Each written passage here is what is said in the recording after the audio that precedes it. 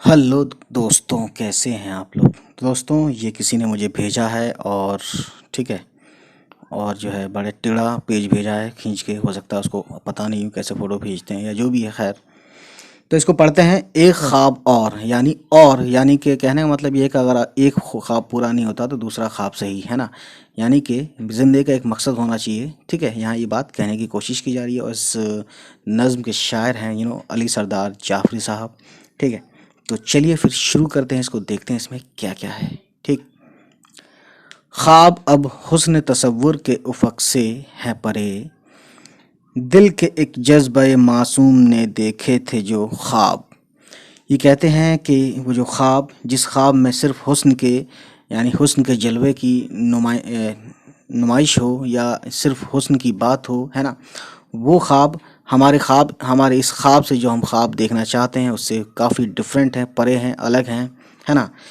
यानी ये कहते हैं आगे कि दिल के एक जज्बे मासूम ने देखे थे जो ख्वाब, यानी वो ख्वाब जो कभी हम हमारे दिल ने, मासूम दिल ने, यानी कि वो मासूम दिल से मतलब है कि बिल्कुल ही वो दिल जो बिल्कुल ही एकदम से हर तरह की नापाकी से पाक है, और फिर वो सोचता है तो वो अच्छी ही चीज़ सोचता है, या जो भी सोचता है चालाकी से नहीं सोचता, बेधड़क सोचता करता चल जो सोचता है उसी करने की कोशिश करता है। ठीक है, तो कहते हैं कि दिल के एक जज्बे मासूम ने, यानी कभी दिल ने बड़ी मासूमियत के साथ जो ख्वाब देखे थे कभी, है ना। और ताबीरों के तपते हुए सहराओं में, यहाँ पे ताबीर वर्ड है, यानी कि जैसे कोई ख्वाब देखता है तो सुबह उसकी एक ताबीर, सुबह या कभी भी जब आप ख्वाब से हकीकत में आते हैं, ठीक है, तो कहने का मतलब है कि उसका फिर एक मीनिंग होता है, यानी ख्वाब का जो मीनिंग होता है उसे हम बोलते हैं ताबीर। ठीक है, इंटरप्रिटेशन बोलते हैं। ठीक है, तो ये कहते हैं ताबीरों के तपते हुए सहराओं में, यानी कि ऐसा ख्वाबों की ऐसी ताबीर जिसका बहुत ही मुश्किल लगे सच होना, है ना। तिश्नगी आब लापा शोलाए बेक बकफ बकफ मौज शराब। तिश्नगी का मतलब होता है प्यास। आबला पा यानी कि पैरों में जब छाले पड़ जाते हैं उसे आबला पा बोलते हैं। शोला अंगारे जो होते हैं, है ना, या धड़क आग का धड़कना भड़कना, और चिंगारी भी ये उसी उन्हीं सब में आ जाता है। ठीक है, बकफ मौजे शराब। तो शोला बकफ यानी कि हाथों में शोले, यानी हाथों में पकड़े रहना, शोलों को पकड़े रहना, पकड़े हुए, है ना। मौजे शराब यानी मिराज बोलते हैं इंग्लिश में इसको, यानी ये रेगिस्तान में दिखता है आपको और ये धोखा होता है, जबकि वो पानी की तरह दिखता है दूर से, लेकिन जब आप करीब जाते हैं तो वो शराब होता है, यानी मिराज बोलते हैं इसको। तो इस तरह से कुछ है कि प्यासे हैं, है ना। यानी ताबीर इतनी मुश्किल है कि हम अगर उस सहरा में उसको पूरा करने सच निकलें, उसको सच करने निकलें, या उसको उसकी ताबीर की जो है तलाश में निकलें, तो हमें जो है बहुत मुश्किलों का सामना करना पड़ सकता है। ठीक इस तरह, जिस तरह से मान लीजिए कि कोई सहरा में प्यासा हो और उसके पैरों में छाले पड़ जाएं लेकिन फिर भी मंजिल ना मिले, और इवन दाव शौला बकफ यानी हाथों में शौले आ जाएं, और फिर बाद में पता चले कि जिसकी हम तलाश में थे वो एक शराब निकला, यानी एक झूठ था, फरेब था। ये तो मुमकिन नहीं बचपन का कोई दिन मिल जाए। अब ये अपने पुराने वक्तों को याद करके ये कहते हैं कि ये पॉसिबल है ही नहीं कि हमें पुराना वक्त मिल जाए, दोबारा से हम बचपन में आ जाएं, जिस वक्त भी हम बचपन में या हम जब छोटे थे, है ना। या पलट आए कोई साते नायाब शबाब, है ना। शबाब बोलते हैं जवानी को, और नायाब बोलते हैं यानी कि वो चीज़ जो या तो अकेली हो या बहुत अलग हो, है ना। और साथ बोलते हैं घड़ी को। तो ये कहते हैं कि या पलट आए, यानी कि या हमारा वो वक्त पलट आए जब हम जवान हुआ करते थे, है ना। यहाँ पे बचपन के पलटने की ख्वाहिश और उम्मीद की जा रही है, जो कि एक पॉसिबल नहीं है, ये भी बता रहे हैं, है ना। और साथ में यहाँ ये कहते हैं कि काश हमारा जवानी के दिन आ जाएं। ठीक है, तो यहाँ ये शायर एक तरह से रिग्रेट कर रहे हैं अपने वक्त को गंवाने के बाद, या वो लोग जो वक्त गंवा देते हैं उसके बाद उनके दिल में ये सब चीज़ें आ जाती हैं ना। तो ये सब बातें कहकर उनको इनके अंदर एक जोश भर रहे हैं जो लोग इस वक्त अभी भी जवान हैं या अभी भी बचपने में हैं। ठीक है, फूट निकले किसी अफसरदा तबस्सुम से किरण, यक दहक यक दहक उठे किसी दस्त वर्दीदा में गुलाब।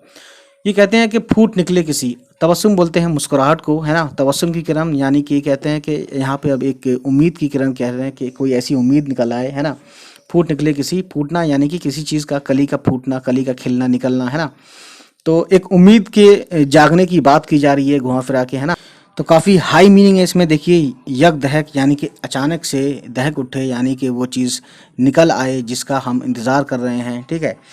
किसी दस्त बरीदा, यहाँ एक वर्ड है दस्त बरीदा, यानी कि जिसे दस्त बरीदा मतलब कि हाथ टूटे हुए होना या हाथ कटे हुए हाथ में, है ना। कहते हैं कि अचानक से कुछ ऐसा हो जाए जिसका हमें उम्मीद भी ना हो, है ना। और गुलाब, जिस तरह से गुलाब, जैसे आप जानते हैं गुलाब की कलमकारी होती है, उसी तरह से कुछ ऐसा हो जाए जिसकी उम्मीद भी ना की जा सकती हो, ठीक है।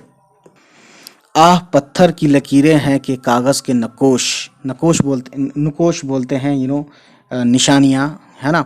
और पत्थर की लकीरें यानी कि पत्थर की लकीरें, जैसे कि कहा जाता है कि पत्थर की लकीर की हमारी, यानी उसकी कही हुई बात पत्थर की लकीर है, कि जिस तरह से पत्थर की लकीर मिटती नहीं है ना।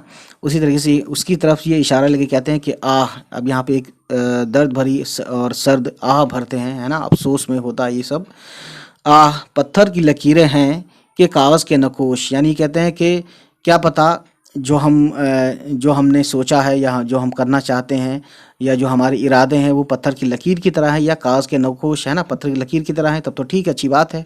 काफ़ी मतलब हम ये एक दिन पाके रहेंगे जो भी हमने ख्वाब देखा या हमने जो उम्मीद लगाई है, ठीक है, जो हमारी मंजिल है। लेकिन अगर कागज़ के नकोश हैं तो ये तो फिर मुश्किल है ना। यानी कि ये आज है कि हमारे दिल में किसी चीज़ को पाने की तमन्ना, लेकिन एक दिन कागज़ के नकोश की तरह ख़त्म हो जाएंगी, ठीक है। कौन लिख सकता है फिर उम्र गुज़िश्ता की किताब। अब यहाँ पे फिर से ये ज़माने माजी में ये चले जाते हैं, कहते हैं कि जो वक्त बीत चुका, है ना, जो वक्त बीत चुका उसको अब दोबारा से हम नहीं लिख सकते, यानी कि अब हमारे हाथ से वो चीज़ जा चुकी है, ठीक है।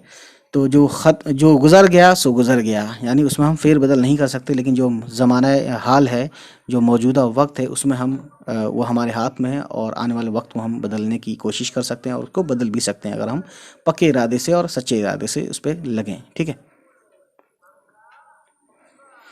बीते लम्हात के सोए हुए तूफानों में, ठीक है, बीते लम्हात में यानी जो वक्त बीत चुका है और वहाँ जो हमारे साथ तूफानों की तरह या भूचाल जो आया हमारी ज़िंदगी में, जो परेशानियाँ आई, है ना। तूफान से मतलब यहाँ पे यही कहना चाह रहे हैं कि बहुत तूफान, यानी कि कहते हैं कि उसकी ज़िंदगी में तूफान आ गया, यानी कि उसकी ज़िंदगी में बहुत ज़्यादा परेशानी आ चुकी है, ठीक है। तैरे फिरते हैं फूटी हुई आँखों के हिबाब। तो हिबाब का मतलब मैं आपको बताना चाहूँगा। हिबाब का मतलब होता है, ठीक है, हुबाब मतलब दोस्त, ये हुबाब लिखा है, हुबाब, ठीक है।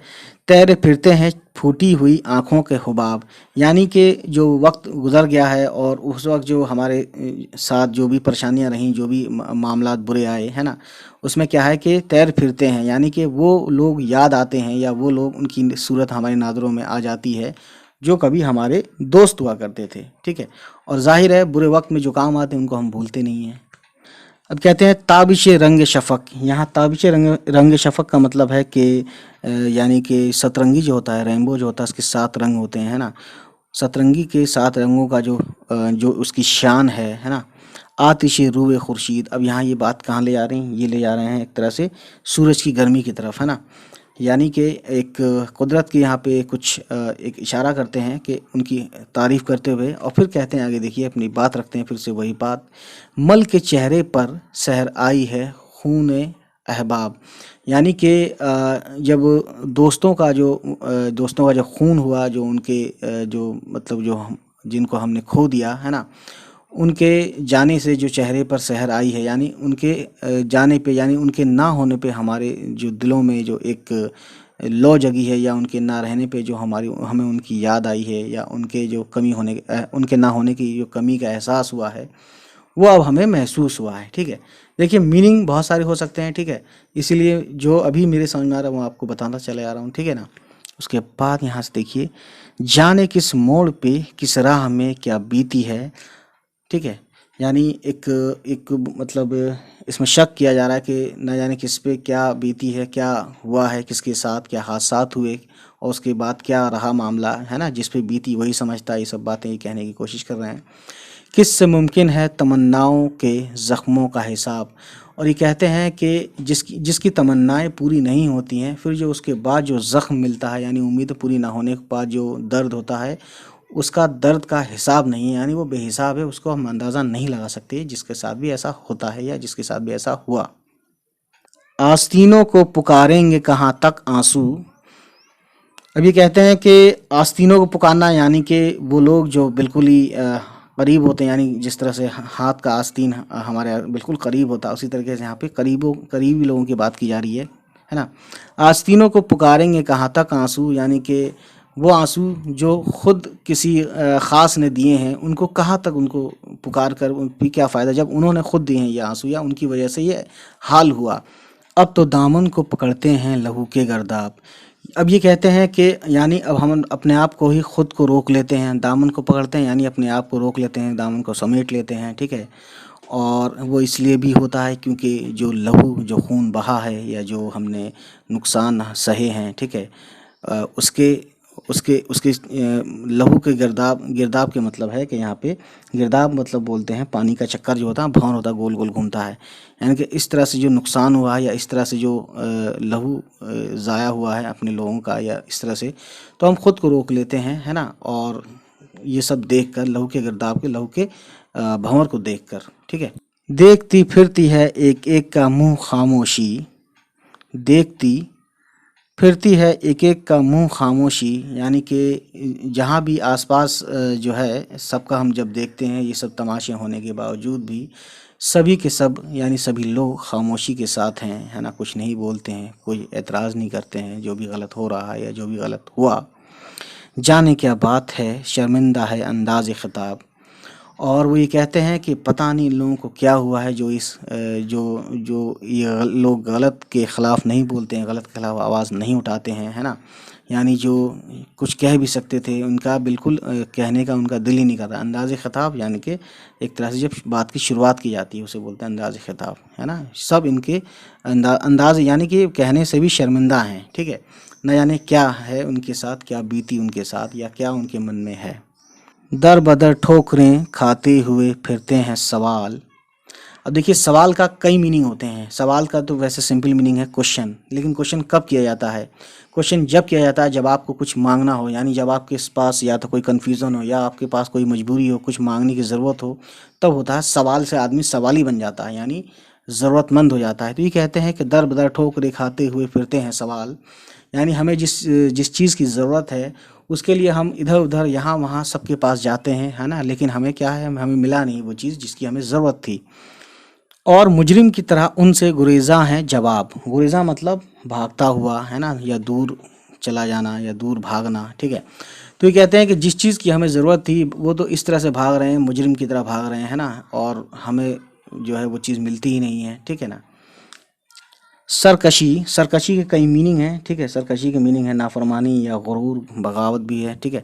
सरकशी, फिर मैं तुझे आज सदा देता हूँ। सदा मतलब आवाज़। तो ये कहते हैं कि जो भी गुरूर है या घमंड है, ये अपने अपने उस गुरूर को, उस घमंड को, उसे फिर से ये पुकारते हैं, उसे आवाज़ देते हैं कि ए मेरे गुरूर, या गुरूर का प्राउड भी बोलते हैं, ठीक है।